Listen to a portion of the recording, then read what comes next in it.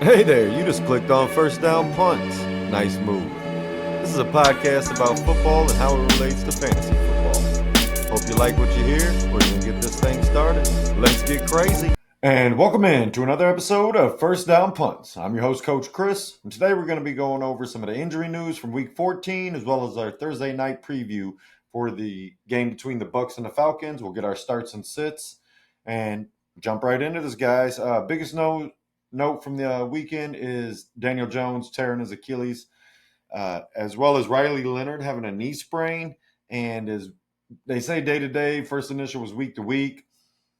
Anthony Richardson still on IR with that orbital bone break, which I'm surprised he's not off IR yet. I think this is more about the thing going on between him and the team. They don't want anything to happen to him and possibly trade him in the offseason. But in turn, they have signed Phillip Rivers, 44-year-old Phillip Rivers, who hasn't played in about 5 years, to the practice squad. And there's a good chance he's starting this Sunday for the Colts. So Colts are in disarray at the quarterback position. I expect them to bring somebody else in besides Phillip Rivers, just because if something happens to him, they're going to need somebody that can actually play quarterback out there, or they're going to be going Wildcat all day with Jonathan Taylor. So Phillip Rivers, possible add in those deep leagues for Superflex leagues, but Colts are in it bad right now, and they're going to have to figure it out. T. Higgins was checked for a concussion during the game, and then was allowed back in the game, scored a touchdown, and he ends up showing up with a concussion protocol on Monday. So I think this is his third time on the concussion protocol, but I'm not sure. It might only be his second. I know that's why he missed a game a few weeks ago. But definitely something to be paying attention to if you're a T. Higgins fantasy owner. Left tackle for the Arizona Cardinals, Paris Johnson, is week to week with a sprained MCL. That's going to be a big loss for them, especially this week against the defense they're playing. Going to be noticeable. Brissett's probably a sit this week anyways, but it just makes it more likely that he's going to be with Paris Johnson missing.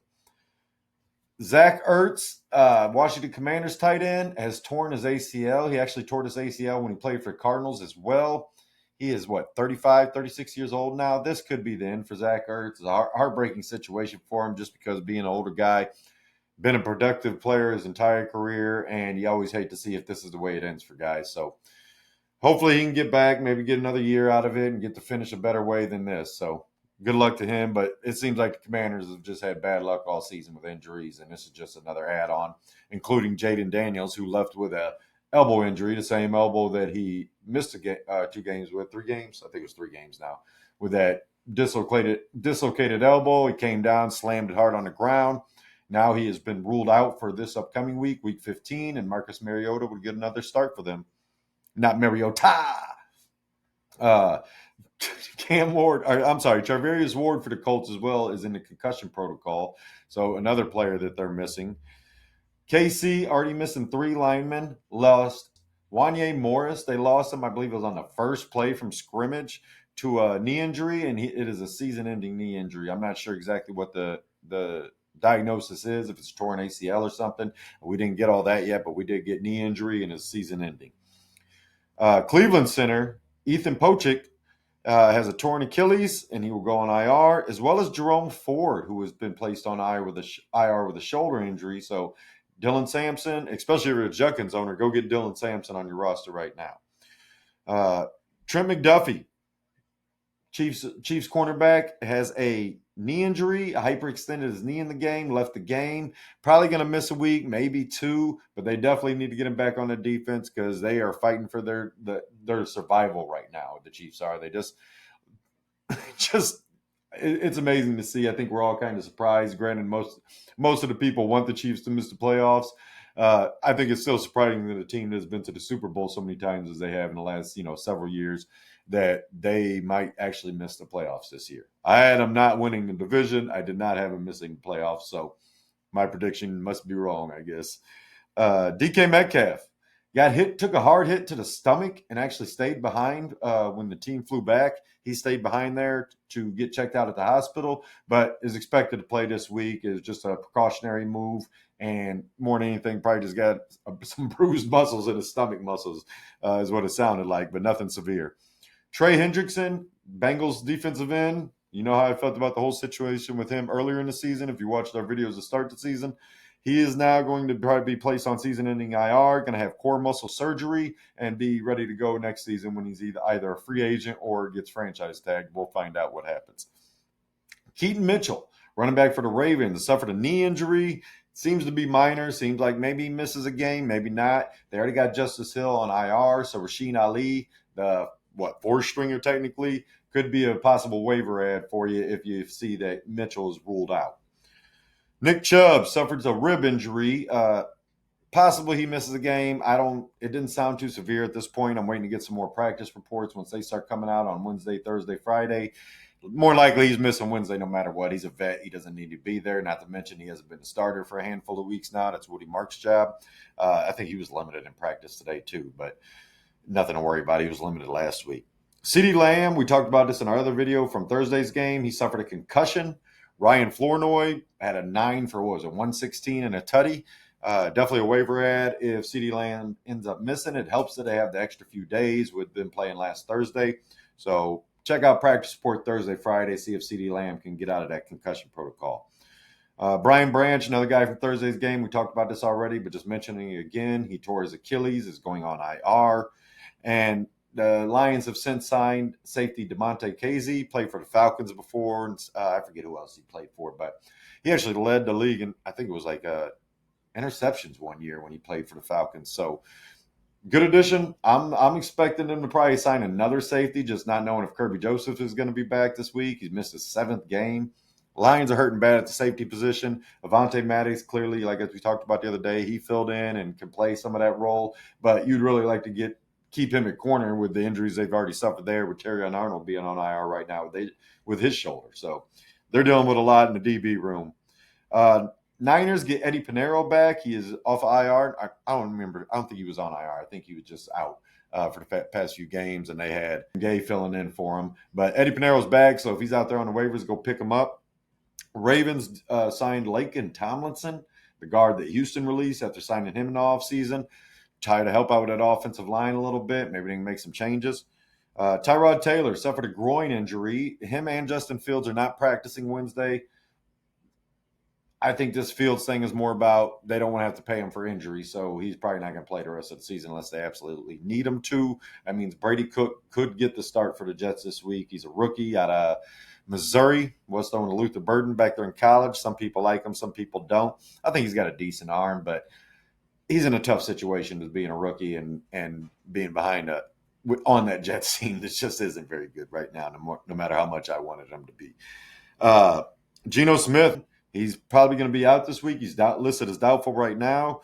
Devon Achane suffered a rib injury, fell on the ball, suffered a rib injury, ended up leaving the game. They said he could have came back if it was an emergency. They ended up winning the game, but Jalen Wright played really well. I expected Ollie Gordon to be the guy, but he was still the goal line guy, still got himself a touchdown, handful of carries and some yards. But Jalen Wright was actually the player that got the majority of the touches after Achane left the game. So it's definitely something to pay attention to for waiver ads. Darnell Washington, tight end for the Steelers there. He suffered a concussion, which makes Pat Freiermuth an ad if he's out there on your waivers, just because if he's going to miss, then it's just him and Jonnu. And Freiermuth has been that starter for the majority of the time over the last probably 6-7 weeks now that he's been the main guy, and the other guys are just kind of getting sprinkled in. But definitely something to pay attention to. David Njoku suffered a knee injury, so Harold Fannon's stack just continues to rise. He had his first 100-yard game this week. But check out Njoku's practice reports Thursday and Friday. He's a vet. Like I said, Wednesdays I don't worry about. Thursdays and Fridays are much more concerning. With the knee situation, you don't know how long he's going to be out. Denzel Ward, also for the Browns, suffered a calf injury. Their cornerback there for the Browns suffered a calf injury. Waiting to get some more reports on him. Again, this comes to practice reports. And then rookie defensive end Jalen Walker for the Atlanta Falcons. He suffered a quad injury. Not sure if he's going to be able to play on Thursday with a quick turnaround against the Bucs. Definitely something to pay attention to. Other than that, guys, we're going to get into this Thursday night football preview. The Bucs are 7-6. I think they're actually behind the Panthers right now, so they're not even at first. And the Falcons are 4-9. They've lost Penix. London is still out this week. I was hoping to get him back for my fantasy team, but not the case. So I do get Mike Evans, though, who I picked up off waivers. So I hope you did that as well. If you haven't, go get him if he's still out there. He will play Thursday, as well as Jalen McMillan. So Baker's going to have a full allotment of weapons, which kind of changes the value of some of the other guys that have already been there. But starts for this game, Baker Mayfield, Bucky Irving, who actually suffered a little shoulder injury, but he's all right. He's going to play. He was practicing in full on Monday to walk through. And Chase McLaughlin, the kicker there. Those are the only ones I want to start from them. For the Falcons, it's Bijan. I actually want to start Kyle Pitts this week. He's been kind of a roller coaster per usual, but he's been solid for most of the season as far as getting your production, just not dominant production like everybody expected when he got taken number 4 overall. But this is a game I feel like they're going to need Pitts badly to be able to keep up with the Bucs. And then Zane Gonzalez, the kicker for Atlanta. He's played really well. I think he's only missed 1 field goal since he's been there. I'd have to double check that. I think he missed 1. Maybe it was an extra point. But he's been playing really well for them, and he's going to be needed because I'm not sure if the Falcons will be able to get into the end zone. Flex players, Chris Godwin, Emeka Egbuka, Mike Evans, and the Tampa Bay Bucs defense. If you need a defense, it's probably one you can get. Cousins isn't very mobile. They could definitely get to him if they can get healthy there on that defensive line. But Vita Vea is going to shut down the run. You know how that goes. And I think the Bucs will be fine as a defense for you to start this week. On the other side, Kirk Cousins. In a Superflex league, you may need him. Hopefully you don't. I got a feeling he's going to have to throw a little bit more than usual and going to be needed to put some points on the board if they can. Darnell Mooney, he's their number 1 right now, so go ahead and flex him. And Atlanta's defense, I would prefer if Walker was playing, but they do still have Pierce. They do still have that superstar safety, Xavier Watts. So maybe they can get a play, make a couple plays for you, get a couple sacks on Baker. But you don't have to start him. That's sort of fact. This is more about those deep leagues that the Falcons are still a solid defense. They have their down games. You'd hope this isn't, but quick turnaround, points are usually down, so they could help. They get some kind of big return. That helps even more. Sits for this game, K. Dotton. I don't want to start K. Dotton with all the receivers back. Rashad White, I considered making him a flex player, and then deep leagues, you could definitely consider it just for the fact that he will be involved, and if Bucky's shoulder acts up, then it would be nice to already have him in your flex spot. But he's only had a couple 4s and a 6 lately, so since Bucky's been back, he's not been the same player, not to mention Sean Tucker was taking over before that. Not really recommending starting White or Sean Tucker. And then I also wouldn't start Jalen McMillan. As much as I like the kid as a rookie and coming out of college, if he would have came back by himself, maybe you consider him a flex option. But with Evans coming back as well, just don't want to do that. On the other side, I'm going to sit Tyler Algier. I don't think he's going to have enough opportunities this week with them probably playing from behind. And David Sills, Casey Washington, none of those guys are interesting to me. So other than that, guys, just want to say thanks for all the support. Sorry I didn't get the waiver video out yesterday. I had some editing issues, but I appreciate all of you that have clicked that subscribe button, and I hope I'm doing what you need and giving you good advice, man. Other than that, we're going to get out of here. Hope you're having a good afternoon, good evening, good morning, or whatever time you're watching. Until next time, I'm out. First down, Punts!